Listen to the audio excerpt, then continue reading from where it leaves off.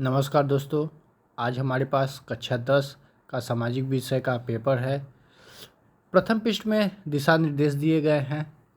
उसके बाद दूसरे पेज में देखते हैं। दूसरे पेज में भी दिशा निर्देश दिए गए हैं। इसके बाद खंड का बहुविकल्पी प्रश्न शुरू होता है। फ्रांस की क्रांति कब शुरू हुई? इसका उत्तर ख 1789। इसके बाद आता है दूसरा प्रश्न। भारत में शिक्षक दिवस कब मनाया जाता है? इसका ऑप्शन नंबर ग 5 दिसंबर को। इसके बाद तीसरा प्रश्न है, भारत में राष्ट्रपिता कहकर किसको संबोधित किया जाता है? इसका ऑप्शन नंबर क महात्मा गांधी को। इसी प्रकार चौथा है, संयुक्त राष्ट्र संघ का मुख्यालय कहाँ पर है? इसका ऑप्शन नंबर ख न्यूयॉर्क। फिर इसके बाद पांचवा प्रश्न आता है, भारतीय राष्ट्रीय कांग्रेस की स्थापना कब हुई? इसका ऑप्शन नंबर क 1885 में। फिर इसी प्रकार है, भारत में किन्हीं दो पड़ोसी देशों के नाम लिखिए। इसका नेपाल और श्रीलंका आप लिख सकते हैं। इसी प्रकार से 8वां 9वां प्रश्न दिया गया है। इसके बाद लघु उत्तरी प्रश्न प्रारंभ होता है। भारत छोड़ो आंदोलन के किन्हीं 3 कारणों का उल्लेख करना है, अथवा भारत में लोकतंत्र की सफलता के लिए आवश्यक किन्हीं 3 दिशा निर्देशों को बताना है।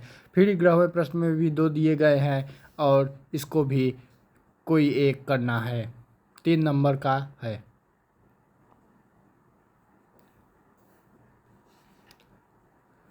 फिर इसके बाद 12वां दीर्घ उत्तरी, ये आपका 6 नंबर का प्रश्न है। 12 और 13। इसके बाद 14वां प्रश्न में आपको मानचित्र भरना है। फिर इसके बाद आता है, वह स्थान जहाँ राष्ट्रीय कांग्रेस का प्रथम अधिवेशन हुआ, इसका उत्तर होगा बम्बई होगा। वह स्थान जहाँ सितंबर 1920 में एक राष्ट्रीय कांग्रेस का अधिवेशन हुआ, इसका उत्तर होगा कोलकाता। वह स्थान जहाँ 1927 में भारतीय राष्ट्रीय कांग्रेस का अधिवेशन हुआ, इसका भी उत्तर होगा मद्रास। वह स्थान जहाँ आनंद भवन स्थित है, इसका उत्तर होगा प्रयागराज अर्थात इलाहाबाद। इसका उत्तर होगा अमृतसर। इसके बाद फिर मानचित्र है, ये दृष्टिबाधित परीक्षार्थियों के लिए है। इसमें आपको रोपड़ किसी बताना है, इसका ऑप्शन नंबर गन्ना होगा। फिर है, निम्न से कौन सा संसाधन पुनः चक्रीय है? इसका ऑप्शन लोहा। इसका ऑप्शन होगा ख कोयला के लिए।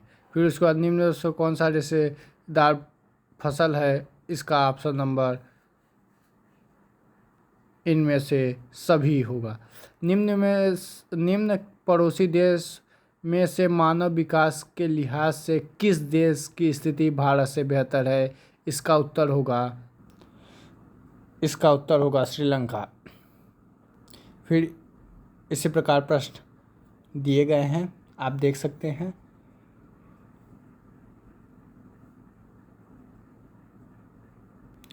वीडियो ज़्यादा लंबा ना हो इसलिए प्रश्न को आप देख सकते हैं। वैश्वीकरण किसे कहते हैं, इसके बारे में लिखना है। उपभोक्ता के अधिकारों पर एक निबंध लिखना है। 6 नंबर का यह प्रश्न है।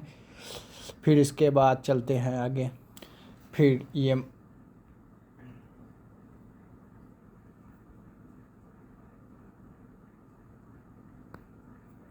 ये मानचित्र है।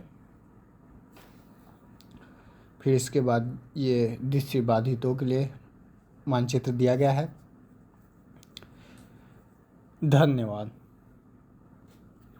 हमारे चैनल से जुड़े रहें।